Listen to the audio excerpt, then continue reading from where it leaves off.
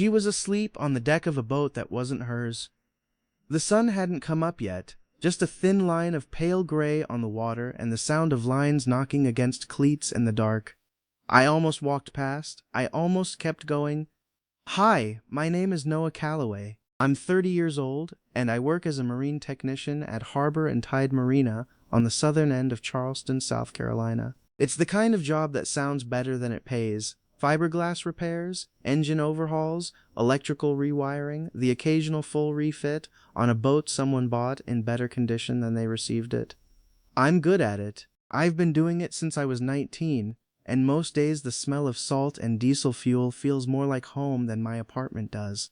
My apartment is a one-bedroom above a dry cleaning shop on Morrison Drive. I rent it by the month and keep the windows open when the weather allows because the heating system makes a sound like someone trying to start an old outboard that has given up on life. Most evenings I eat standing at the kitchen counter because the table is covered with electrical supplies, wire strippers, circuit testers, junction boxes, the kind of things I use on weekends when I take jobs as an electrician for hire. I got my license 2 years ago, not because I particularly wanted a second trade, but because the medical debt wasn't going anywhere on one salary. My mother was diagnosed with breast cancer 3 years ago. Stage 3. She's doing well now. The word the oncologist uses is stable, but getting from the diagnosis to stable cost more money than I knew could exist in the context of a single year. Insurance covered some of it. The rest became a debt my mother had no ability to pay on her own, and I was the only other person in a position to try. So I kept the marina job, got the electrical license, and spent most of my weekends inside other people's walls. Whatever was left after rent and food went straight to the payment plan. I didn't think of it as sacrifice. I thought of it as arithmetic. That's the life I was living on the morning I found her. It was a Thursday in early March, 5:15 in the morning. Still dark enough that the dock lights made orange pools on the water.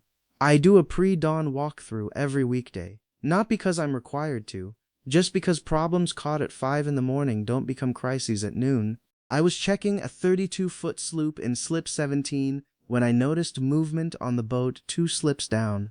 A figure on the deck, sitting up slowly, waking from the kind of sleep you fall into when your body has given up on staying upright. She was in her mid-20s. A dress that was expensive and completely wrong for a March morning on a dock, her shoes somewhere on the deck. She looked at me with the unfocused eyes of someone still in the outer edges of drunk. "You can't sleep here," I said. "I know." She didn't move. I crouched down. "Are you hurt?" "No, I don't know where my phone is." It was in the pocket of her dress. I could see the outline. I didn't mention that. I sat beside her and asked her name. "Sophie," she said. "Sophie Hargrove." Her phone had 4% battery and no address saved. She had one number in her head. I called from mine. I was running on the tail end of a night shift, 3 hours of sleep between the last run and the pre-dawn walkthrough. The last name had barely registered. I caught Sophie. That was enough to make the call. The woman who answered was already awake at 5:15, clear and controlled, no sleep in her voice. I told her where I was and who I had with me. A short pause. "Do you know the address on Trad Street?" she asked. I said I did. "Thank you," she said.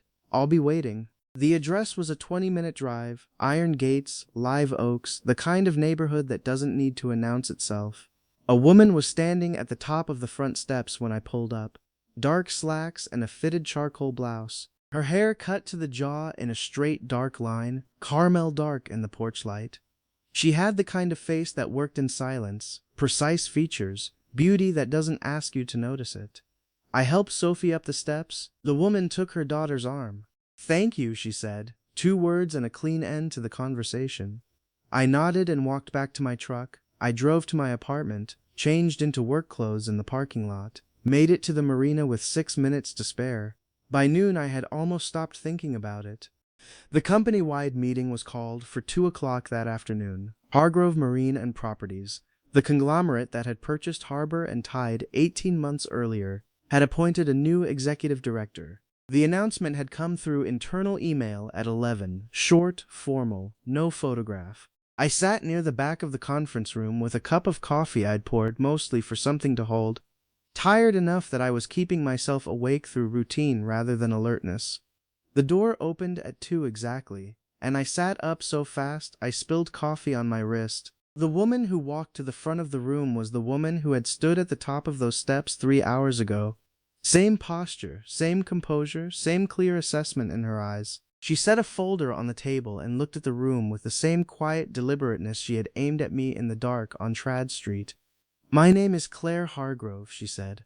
"I am the incoming executive director of Hargrove Marine and Properties. I'll be spending the next several weeks in each division before we discuss restructuring.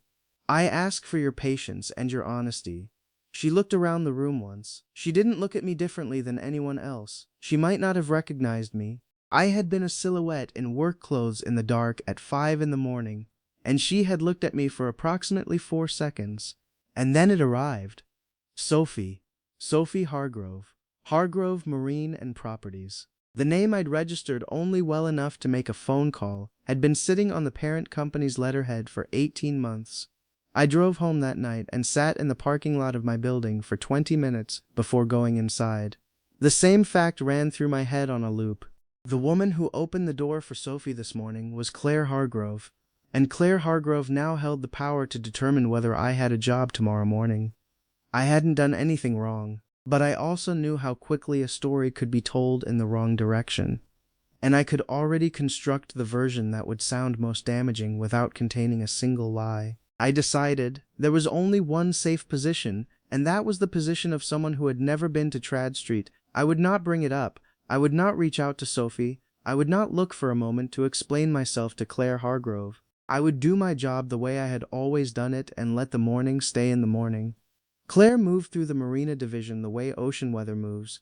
You felt it before you understood what was happening. She didn't hold formal sessions with the staff. She showed up, watched, asked 1 or 2 exact questions, and left. She sat in the corner of the equipment bay while the crew ran diagnostics and said nothing for an hour before asking our maintenance lead why the alternator inspection protocol hadn't been updated since 2019.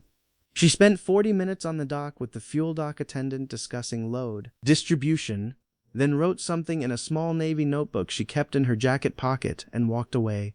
The first time she came to watch me work, I was in the middle of rewiring the navigation console on a 45-footer owned by a local architect. Standard job, nothing interesting about it, except that the previous electrician had run the ground wires through the bilge and I was extracting them one by one without disturbing the new upholstery. Tedious, careful work. She stood near the dock box for about 30 minutes. I was aware of her the way you're aware of a barometric shift. Something in the air changes before you can identify why. When I climbed out of the boat, she asked me one question. "How long has the grounding been wrong?" "Probably since the console refit 2 years ago," I said. It wouldn't have thrown any codes right away. It would have shown up as corrosion first. 3 years out, maybe 4. She wrote something in the notebook and walked toward the office building without another word. She came back the following week, and the week after that. She never stayed long, and she never asked more than 2 questions at a time. But the questions were always precise in a way that told me she understood more about what she was watching than she allowed herself to show. I kept my eyes on my work and told myself it didn't mean anything. Sophie texted me on a Tuesday, a number I didn't recognize. She had found my contact through the Marina's public staff page and introduced herself in the first message, apologized in the second, thanked me in the third. I read the thread 3 times before I answered. Every possible version of my response had a different risk attached to it. Ignoring her entirely might be noticed if she mentioned it to her mother, and the absence of a reply could be read as either guilt or evasion. Being overly warm might come across as someone cultivating access to the executive director's daughter. I wrote back, simply, "You don't need to thank me. I'm glad you were safe." She asked if I'd be willing to meet for coffee. I said yes, because declining felt more conspicuous than agreeing. We met at a place near the waterfront on her lunch break. Sophie looked nothing like the person I had found on the boat. She was composed, direct, the kind of self-possession that looks like confidence from the outside but turned out, in conversation, to be someone who had recently been through something and was still deciding what to take from it. She didn't mention what had happened to her that night, and I didn't ask. She talked about her work. She was finishing a postgraduate degree in developmental psychology and asked about mine with genuine curiosity, not the polite questions people ask when they're waiting for their turn to speak.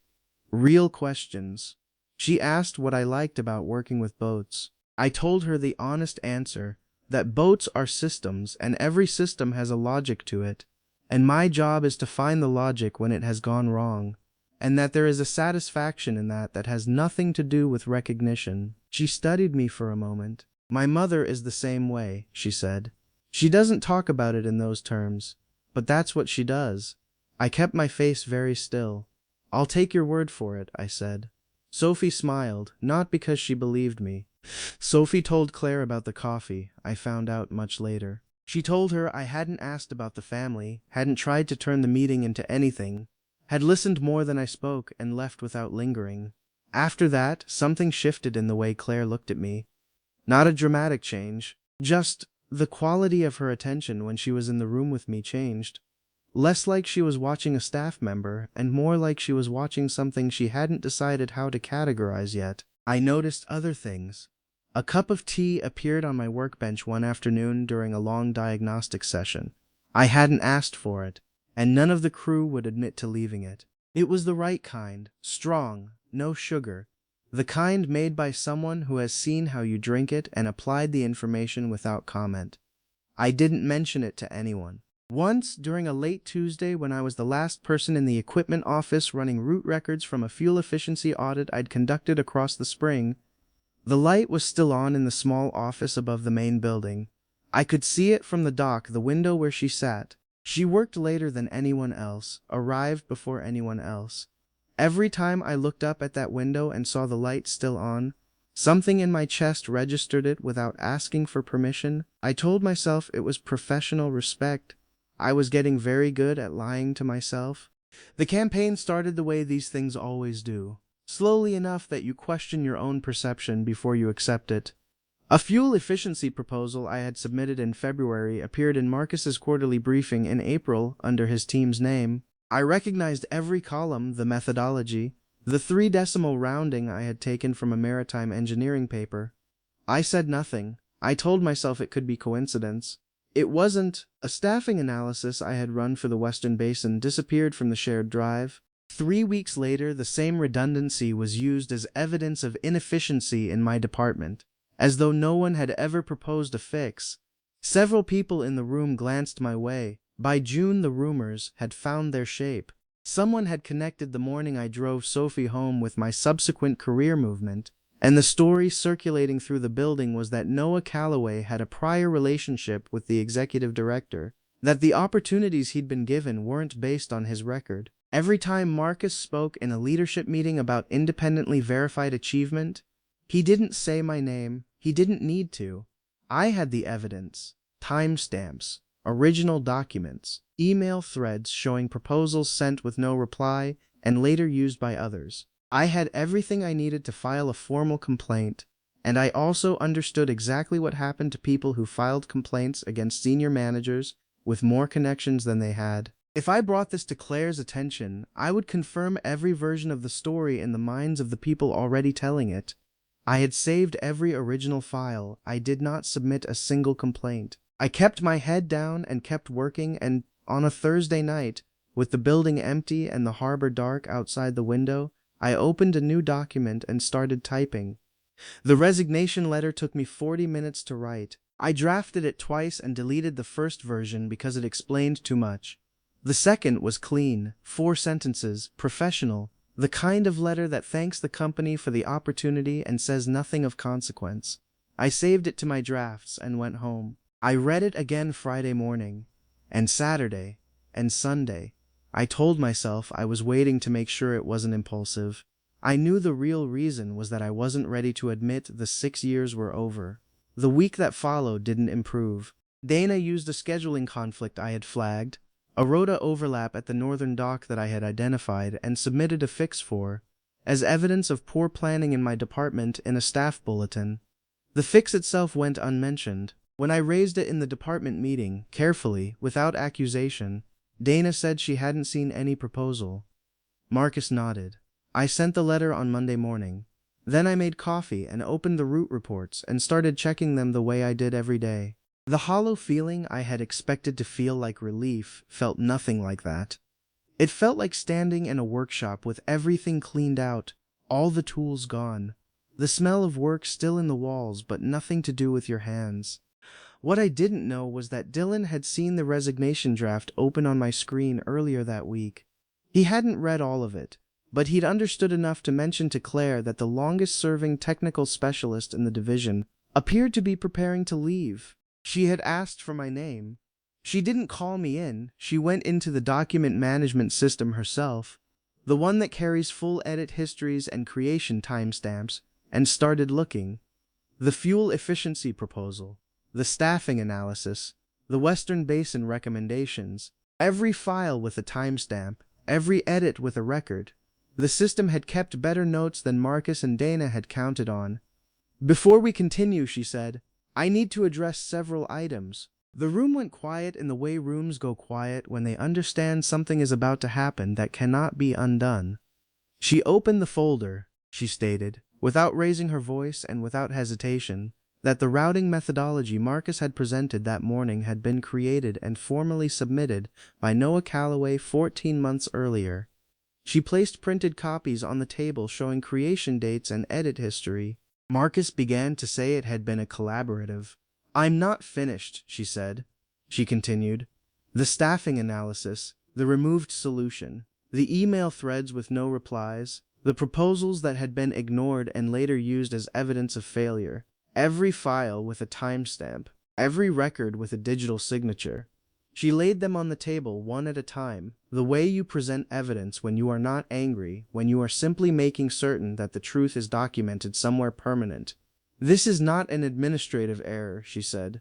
"This is a structured pattern of removing a colleague's contributions and using the resulting gaps to damage his standing. I expect HR to treat it accordingly." Marcus and Dana were placed under formal investigation. Both were removed from any decisions affecting my department until the process concluded. The rest of the meeting continued. I heard almost none of it. I kept my face neutral and watched the harbor and understood that someone had gone looking for proof I had never asked for, and had found it and had used it in front of the only audience that mattered. After the meeting, Claire did not come to speak to me. She talked briefly with the HR director and left. About 10 minutes later, an email arrived from her office. My resignation had been received. Before processing it, she asked me to come to her office at 4 o'clock. I arrived on time. Her office door was open. She gestured to the chair across from her desk. "I understand why you wanted to leave," she said. "I'm not going to try to talk you out of it with pressure." She looked at me directly. "But I want to tell you something first." I waited.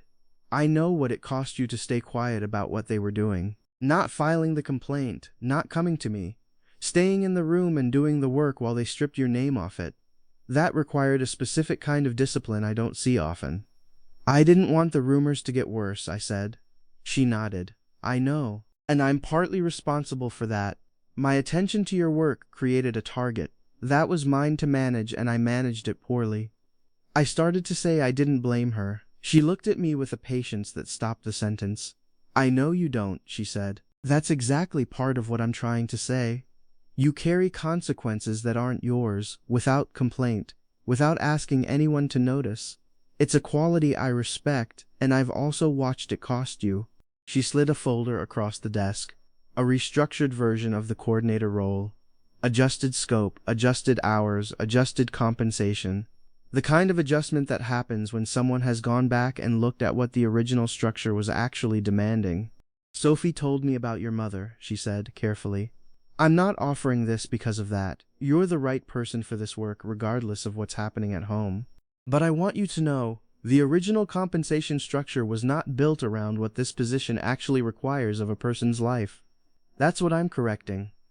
I looked at the folder. I looked at the number at the bottom of the page.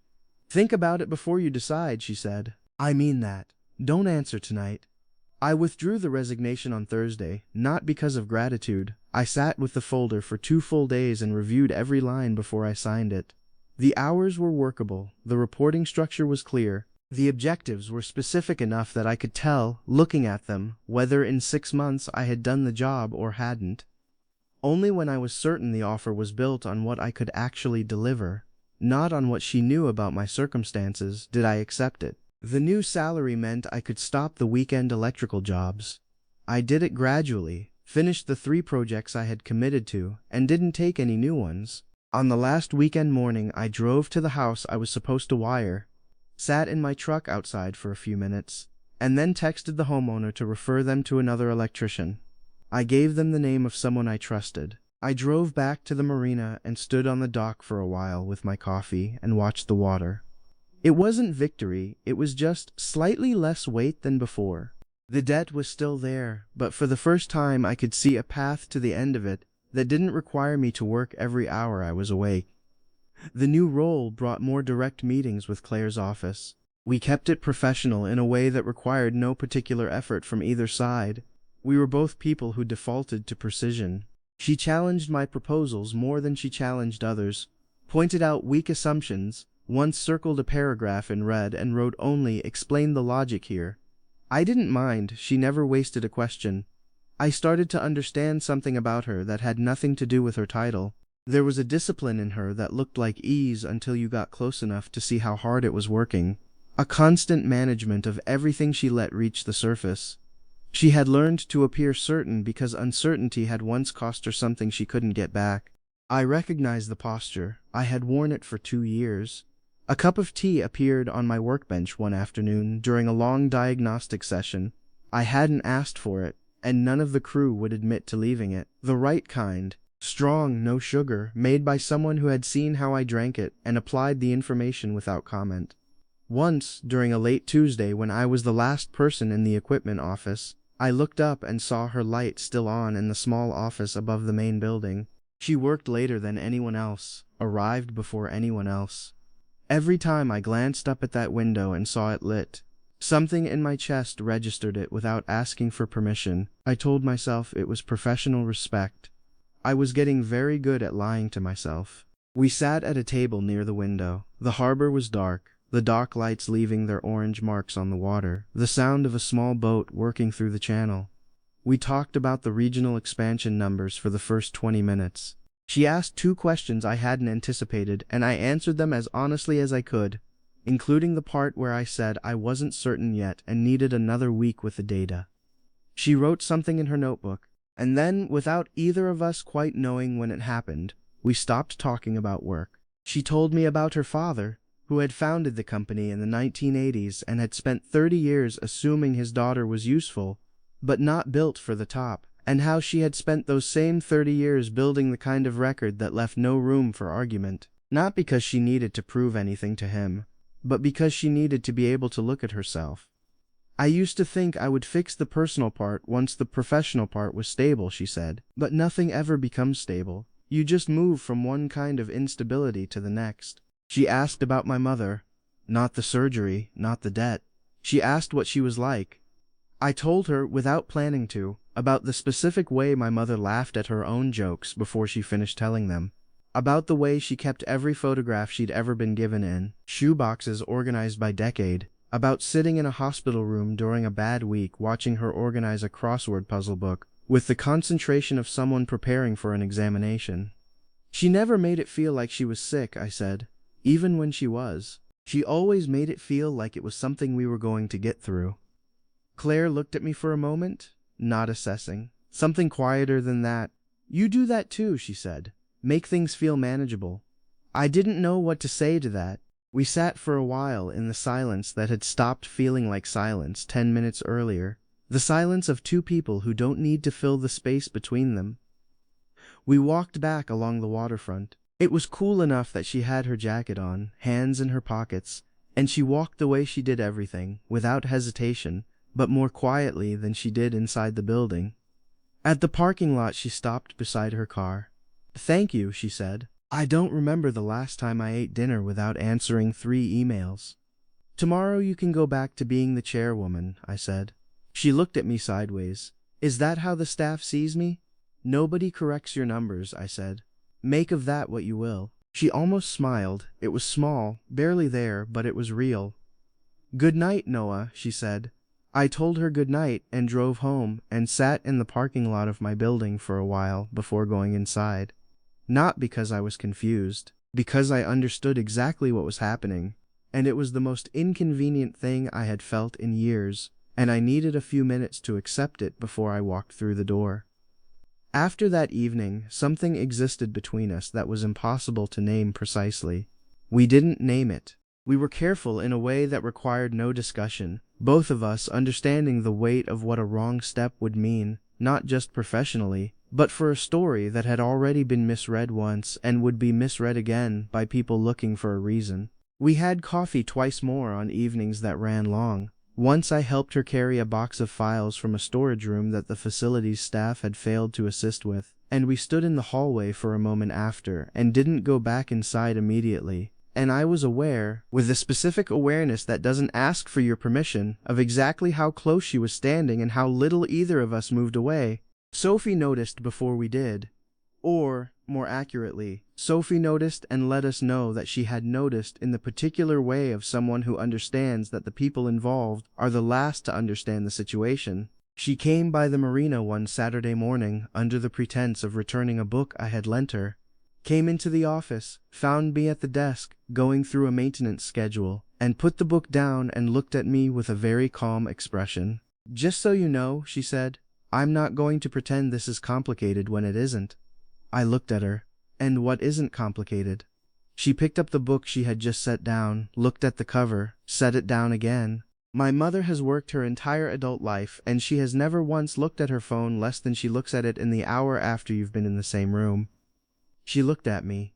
"I'm not objecting," she said. "I'm just letting you know that I can see it, and that I think she deserves someone who sees her instead of the title." Then she went to look at the boats. That same evening I knocked on the frame of Claire's open office door after the last staff had left. She looked up and waited. "I think we should decide what we're doing," I said. I came inside and sat across from her. "You're younger than me by 17 years, she said. "I know. I run the company where you work. I know that too. People will assume your advancement is connected to it." "Which is why," I said, "the first thing we do is remove you from any decisions about my career. Reporting goes through the VP of Operations. My evaluations go through an independent committee. We document it and we tell HR before we tell anyone else." She was quiet, looking at me in a way that said she was measuring the distance between what she'd expected to hear and what I had actually said. "You've been thinking about this," she said, "longer than I want to admit. And you still want to, despite all of it." I looked at her, the woman who had opened a door in the dark at 5 in the morning and said 2 words, who had gone through a document archive alone and built a case for someone who never asked her to, who had sat across from me at a waterfront table and told me I made things feel manageable when no one had said that to me in 2 years. "Yes," I said, "I still want to." She stood up and walked around the desk and stopped in front of me, reached up and touched my face, just her fingertips, the way you touch something you've been careful not to break. Then she kissed me, short, precise, unhurried, the kind that isn't a beginning because it's already been decided. We told HR on Monday morning. The chain of reporting was restructured within the week. We didn't announce it, we let the information exist where it needed to and allowed people to encounter it naturally. The talk came exactly as expected. The relationship itself was not simple. Claire had spent 30 years in control of outcomes, not because she was rigid, but because control was the only tool she'd had in rooms that wouldn't give her others. I had spent 2 years refusing to let anyone else manage my life because managing it myself was the only dignity that remained when everything else was a calculation. We argued about the right things, and we stopped walking away when the conversations got difficult. The hardest argument happened when I came home to a letter from the hospital showing a 0 balance on my mother's debt. I drove to her house. She opened the door before I knocked, which told me she'd known this was coming. "You had no right," I said. "I wanted to help," she said. "I know," I said. "That's not the same thing." The conversation underneath the argument was about something older than the money. She had spent her life solving problems with the tools available to her. I had spent mine refusing to let anyone else carry my weight, because the moment I did, the weight became an obligation, she said, very quietly. I don't know how to help people without using the things I have.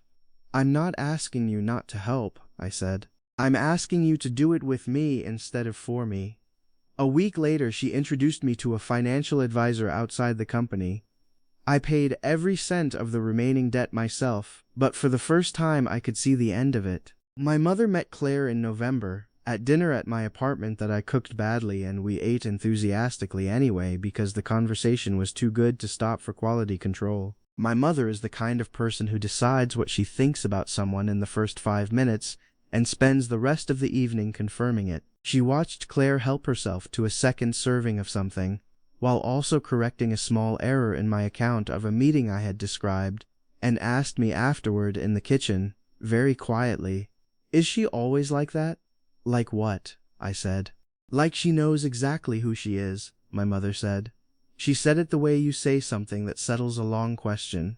After dinner, while I was washing up, I heard my mother tell Claire that I had the habit of carrying everything alone, and that whoever was with me needed to understand that and not let me keep doing it. Claire was quiet for a moment. "I'm learning," she said. Sophie was finishing her degree and had started volunteer work with a youth crisis line. She was good at it, she told me, in the way that people are good at things that come from having needed them once themselves. She seemed lighter than she had been, less braced for the next disappointment, more willing to stay in a room when the conversation got hard. Some things resolve quietly. That's one of them. The regional expansion project concluded 7 months after I had accepted the coordinator role, 3 weeks ahead of schedule, and resulted in a 14% reduction in operating cost across the 3 marinas and a measurable improvement in driver retention. The regional director position was offered by the independent board. Claire had not participated in that decision, by design and by structure, and I had not asked her to. I accepted. By December of that year, the last payment on my mother's medical debt went through. I checked the account confirmation 3 times before I believed it. That evening, Claire drove me to the waterfront. Sophie had prepared dinner at the Trad Street house, the same house where I had stood at the bottom of those steps at 5:15 in the morning, more than 2 years ago, not knowing the woman at the top of them or where that moment was going. My mother was there. The 4 of us sat around the table and ate something Sophie had made that was better than it had any right to be, and argued about 2 different things, and laughed about a third. And the evening had the quality of things that don't need to be recorded, because they land directly in the part of you that doesn't forget. After dinner, Claire and I walked down to the water. The harbor was quiet, the lights from the bridge reflected in long lines, the sound of the channel keeping its own time. I took the small box out of my pocket. She saw it before I could say anything, and went very still and looked at me. "I used to think my life was going to be the work and the debt and then the next problem after that," I said. "The morning I found Sophie, I didn't think I was doing anything that mattered. I just didn't want to walk past someone who needed a hand. That was all. That was the whole of it. I opened the box, but that one decision brought me to your door, and everything that came after it." "You built all of that yourself," she said, her voice barely above the sound of the water. "The work, the record, the 6 years, I only found the proof." "You always say that," I told her. I got down on one knee on the seawall with the harbor behind me and the lights of the city above. "Claire Hargrove, you are the most precise, most infuriating, most honest person I have ever had the honor of disagreeing with. Will you marry me and keep correcting my logic for the rest of my life?" She laughed, a real one, the kind that doesn't ask to be contained, and her eyes were bright and her face was open in a way I had been watching her learn to let happen for 2 years. "You're 11 years younger than me," she said. "I know," I said. "I've thought about it long enough." "Yes," she said, "obviously yes. Obviously yes. Obviously yes. Obviously yes. Obviously yes." We married in the spring, on the lawn of the Trad Street house facing the water. Small ceremony. Family, Sophie at her mother's shoulder the whole time. My mother in the front row in the dress she'd been keeping for what she called the right occasion. Dylan, some of the dock crew who had worked alongside me since the beginning. In her vows, Claire said she had spent most of her life understanding every room she walked into and needing very little from the people in it, and that the most disorienting experience of recent years had been meeting someone who understood her without being asked to. "You make me feel like I don't have to manage everything," she said. "I want you to know how rare that is." In mine, I said that the morning I found Sophie, I almost kept walking, that I had almost chosen the easier thing, and that I was glad every day that I hadn't. "You taught me," I said, "that accepting help is not weakness. Knowing who genuinely wants to stand beside you, that's the harder skill." I drove back past Harbor and Tide after the wedding, past the dock, past Slip 17 where the 32-foot sloop still comes in every season. I glanced down the row of boats without meaning to. Claire noticed and said nothing, just put her hand over mine on the wheel. She has always known when I'm thinking about something. She simply lets it be. I used to believe the big moments were the ones you prepared for, the decisions made with full information and clear intention. But the morning that changed everything, I was 6 minutes into a walkthrough I did every day without thinking about it. I turned the right direction by habit. I found someone who needed help by chance. I made one small decision without asking whether it was worth making. And from that single, unremarkable moment, everything followed. I almost kept walking. I am glad every morning that I didn't.